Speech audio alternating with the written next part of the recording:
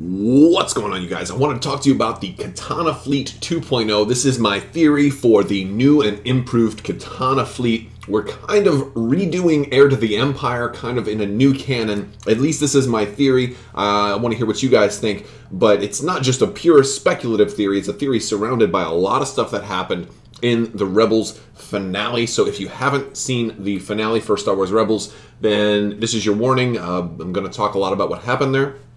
And of course, so here we go. As you have probably seen in the trailer, they showed what looked to be a Dreadnought, and that is definitely confirmed. We get to see a front view of it here. It's absolutely a Dreadnought in this blockade over Lothal. So lots of different fleets, not just Dreadnoughts, and we actually see multiples of them. And that's one thing that supports this whole Katana Fleet, the new Katana Fleet theory, is that, like, from here we can see one over here and one over here as well. So there are multiple Dreadnoughts.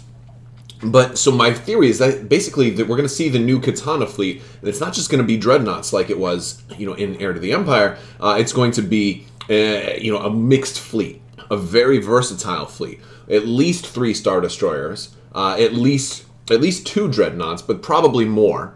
And various other ships. It looks like there's Gazantes in there, there's Architans in there, there's, I even think there was some Quasars in there. And also these city ships. And these city ships are really important because these are very similar to what we saw in Attack of the Clones. But this is the type of ship that lands on the planet and becomes a base. And they had multiple of these in their blockade.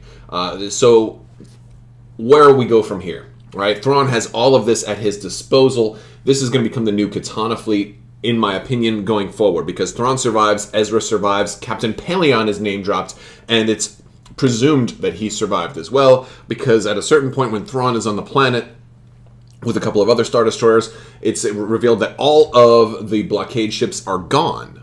They just disappeared. Now, they're not dead, because we've seen that these whales are taking everybody into hyperspace, off in some unknown direction. And apparently they're gone for so long that even post-Return of the Jedi, they still haven't been found yet, which fits in perfectly with the idea of the Katana Fleet, a lost fleet that will someday turn up. That also includes Dreadnoughts, and also involves Thrawn, and also involves Captain Paleon.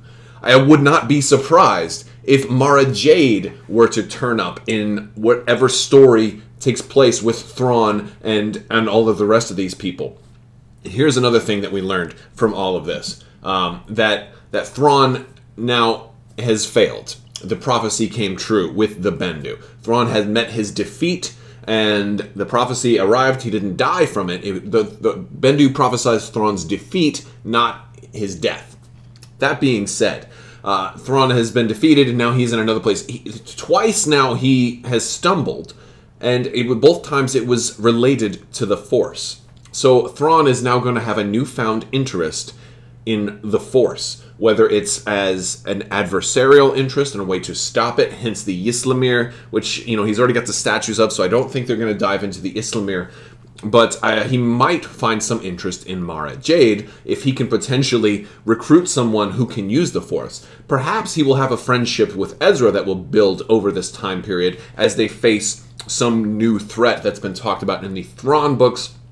I am not sure if that's going to be the Yuuzhan Vong or not, but they're going to face some threat. I also would not be surprised if this new story with Katana Fleet 2.0 eventually introduces Garm Bel Iblis into the new canon, recanonizes him. There's been too much written about the rebellion in the new canon right now, and the founding fathers and the founding members of the rebellion to kind of say, oh, and Garm Bel Iblis was there the whole time too. It just doesn't make sense at this point. So they kind of have to go a different direction with Garm and having him involved in this, doing the rebellion side of the equation, but in a different part of the galaxy would make sense here. And then you can kind of introduce him into the Resistance at some point. It could even be a young Garm Bel Iblis, and then maybe he's old enough to join with the new rebellion going into the new movies. I don't know if they'll do that, though. I think they'll try to keep all of these characters. I think we'll also see Talon Karrde in this other story. I think they're going to take this as an opportunity to reintroduce all of your favorite characters from Heir to the Empire and introduce them in a whole different part of the galaxy, so it doesn't step on any of the existing stories, and you're going to substitute Ezra for Luke, so I wouldn't be surprised if Mara Jade and Ezra end up in some type of romantic involvement, or maybe adversarial at first. Something like that could happen. But the cool part is this is great for gaming. This is great for Armada. This is great for tabletop gaming. We've got more ships now. We have Dreadnoughts. The Dreadnoughts are awesome. Depending on what they do with them, they could potentially also be used by good guys, especially if Thrawn's forces become seen as a good guy, depending on what else is out there. But they definitely are Imperial, so they can at least be used by the Empire. But I mean, I'm just so happy to finally see these things in canon, in use by the Empire. It's just awesome. Very, very happy. I want to know what you guys think about this as well. Let me know in the comments below, how many Dreadnoughts do you think were there? I had predicted earlier that they were going to include them but not talk about them and have them there as just an Easter egg.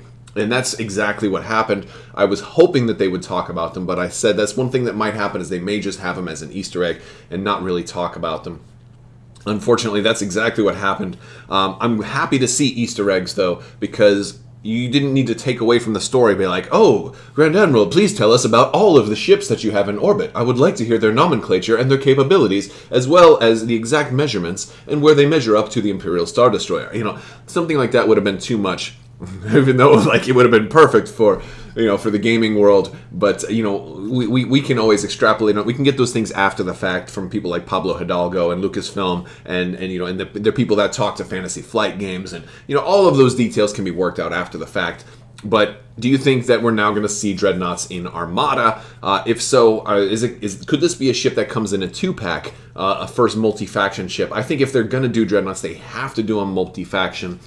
Not because of canon, but because of the story that goes behind the canon, especially since they were so loosely touched upon right here. It makes perfect sense that they said, well, we don't have much canon information about these Dreadnoughts, so let's lean on the EU a little bit, borrowing the fact that they're now canon. Also, the other good reason is that the Rebellion really needs another medium ship, and these could totally fit the bill. They'll be probably on the smaller side of the medium ships, but as this one you can definitely tell is in the foreground, and the problem is it doesn't look like it's that much bigger than an Architan's. So it all really depends on getting more information, and I really want to see this information show up kind of as soon as possible. But so.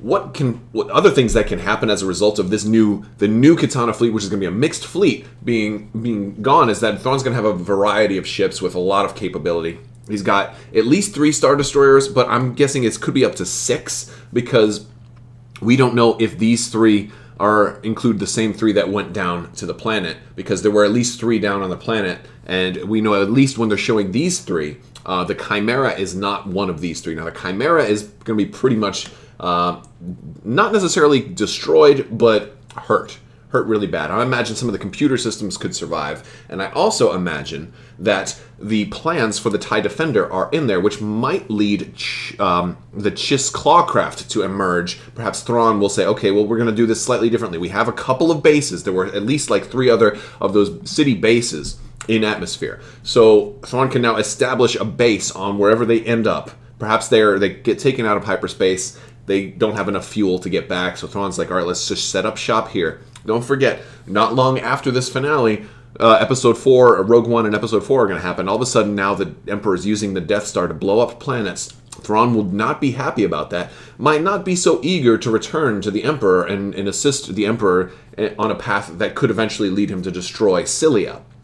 So Thrawn might say, all right, it's time we just, we're going to hold down the shop over here. Maybe Thrawn and Ezra come together, but Thrawn might start working on new TIE Defenders, but they might look different. All of a sudden you have the Clawcraft. I think that's going to happen now. He's got multiple bases, so there's potentially production capability there, as well as all these craft, and of course a lot of these Star Destroyers are probably loaded up with TIE Fighters. So he's got a small army.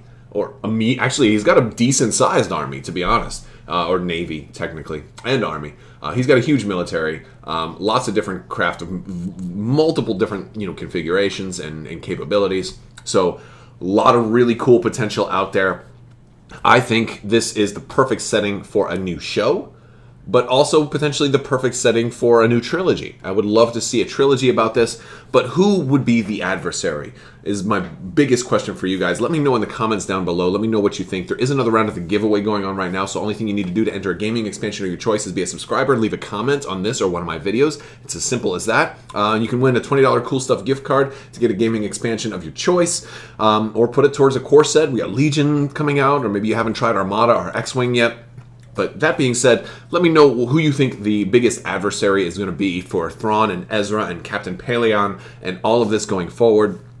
I mean, there's a whole lot of speculation we can do. There's a whole lot of really cool stuff that came to us in the Rebels finale. So thank you guys so much for watching, and have a great day.